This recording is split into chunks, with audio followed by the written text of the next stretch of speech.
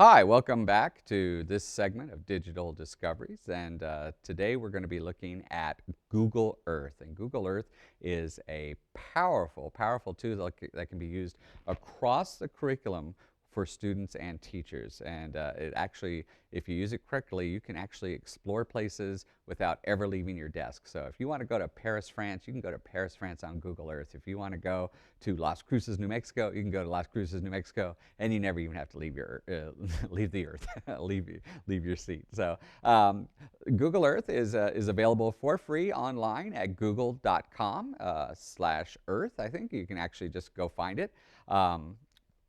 And it can be used in all grades. So probably today we're going to be talking to teachers and students in this segment. So we're going to show just some of the things that Google Earth can do, but it can actually do so much more than what we're going to show. So when you turn on Google Earth, you get what you see here, which is the Earth. This is the whole Google Earth. But even in Google Earth, you're not limited just to our planet. You can actually go into outer space. They now have Google Earth Sky, which actually you can go out and see the constellations. It's like being in your own planetarium. But we're going to stick for today's segment just right here on our planet. And so when you log in, you can actually see the Earth. And what Google Earth does is they take a whole bunch of satellite imagery, put it together, and they kind of mash it up with Google Maps and Google SketchUp, which is another program that we'll talk about later.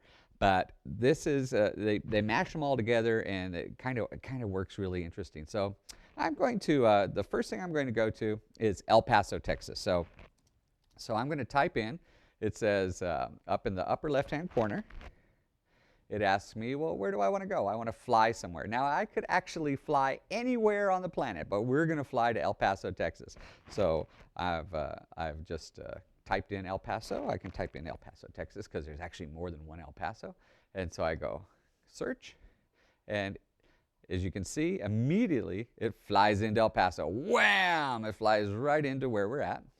And so now I'm going to go and find something even a little bit more granular than just El Paso, Texas. I want to go find a place in El Paso, Texas. So I want to go find my old alma mater, which is Crosby Elementary School. So I can even type in, I don't have to type in the address. I can type in Crosby Elementary School, El Paso, and it will actually go find it for me. It'll go out and look, well, where is it? There it is, Crosby Elementary. And I want to go find it. I close it, and I'm going to zoom in to Crosby Elementary. There it is. I can see it on my map. See, there's A, and it's actually what it's doing is finding all the elementary schools in Northeast El Paso, but it's finding Crosby, and look at that. There's Crosby, the satellite view of Crosby Elementary. And so I can actually, if I zoom in, I can actually get this like really flat view of it. I don't want to zoom in that close. I want to zoom back out. Whoa. Now, one of the neat things about Google Maps is Google Earth is that you can actually create a street view of it. So not only am I at Crosby, but I can actually look at where I'm at, and there I am. I'm actually on the street at Crosby Elementary. That's pretty cool. That's pretty awesome. So I can actually fly all over the world and see some interesting things. So let's do, I know that one of the most famous things that people do is the Grand Canyon. So let's type in Grand Canyon. And you got to be careful when you're doing a search that there's not multiple places that have the same name. So for instance, remember when I said El Paso, Texas, you had to put in Texas because there are other sites that have El Paso. For instance, there's an El Paso County in Colorado, and so Google Earth would actually ask you, which El Paso do you want to go to? But there's only one Grand Canyon, so I'm going to type in Grand Canyon, and it's going to fly me to the Grand Canyon. Boom! There I go. I fly into the Grand Canyon, and you look to yourself and you say, that doesn't look like the Grand Canyon. That looks like just a bunch of weeds. Well, you're absolutely right, but that's the Grand Canyon National Forest. There's a forest, a national park right there. So we want to use some of the tools to zoom out a little bit. And we'd say to ourselves, well, I wonder where that big hole in the ground is, that Grand Canyon. And it looks like it's right about there. There's the actual Grand Canyon right there. And I can zoom in, and see the Grand Canyon. Look at that. I can actually zoom down into it. That's pretty awesome. That's some awesome stuff right there. And so now I can actually do some really cool things just by clicking on a few little buttons here. So I can actually click on Photos down in the lower left-hand corner of my screen here. I can click on the photo button, and then up pops a whole bunch of little dots. And what those dots are pictures that people have taken at the Grand Canyon. So if there's a corresponding picture with the place that I'm visiting, they'll show up on Google Maps, Google Earth. And so like, here we go, this is a beautiful day at the South Rim. So that's what it looks like if I was standing on the edge of the Grand Canyon. Okay, so we can actually go driving places as well. So say for instance I wanted to go from El Paso, Texas to Las Cruces, New Mexico. So I want to go, I would enter up in the upper right hand corner, I would say directions, find the directions. So I want to go from El Paso, Texas to Las Cruces, New Mexico. Now what happens in Google Earth is that it pops out and it gives me a map on how to get there. Now I can do some really neat stuff with that. I can actually drive that map. So if I go to this little icon right there, it'll this one right here, I can click it, it'll actually drive me. So let's see what happens when I do that. If I click on that, let's see what happens.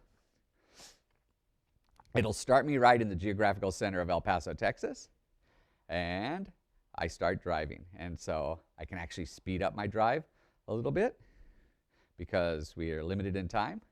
But you get the idea. Now we're like going really fast from El Paso to Las Cruces. Now we're driving down I-10. Oh, we go past the Sun Bowl. There's lots of things that we can do. We're like flying from El Paso to Las Cruces. So there we are. We're going down the freeway. Now what's happening is that our flight is going faster than the computer can pick up with the images. So if you start driving somewhere and you notice that the images are just kind of blurry and fuzzy, stop it for a sec, allow the computer to catch up with you, then hit it again, see what happens. So here I go. I'm going down I-10. So you get the idea. We'll actually end up in Las Cruces, New Mexico. So you say to yourself, okay, so what can you do besides that? Well, in classes, in any kind of class, if you're talking, teachers, if you're talking about a particular place on the planet Earth, you can actually go to that place and show your students in Google Earth where that is. So for instance, in a history class, if you're talking about D-Day, you can actually go to the beach of Normandy and show them, your students, where Normandy Beach is in Google Earth using, you just type in Normandy Beach. I want to show you some really interesting resources that are available besides Google Earth itself. By the way, this is such a cool program. You need to just sit down, load it on your computer, and start playing with it. It's one of those programs that you'll get immersed in after a few hours. You look up and you go, oh my goodness, I've been playing with this for 2 or 3 hours. It's just an awesome program. I want to show you that on Google Earth, actually on the Google website itself, there's actually a whole set of resources just for teachers.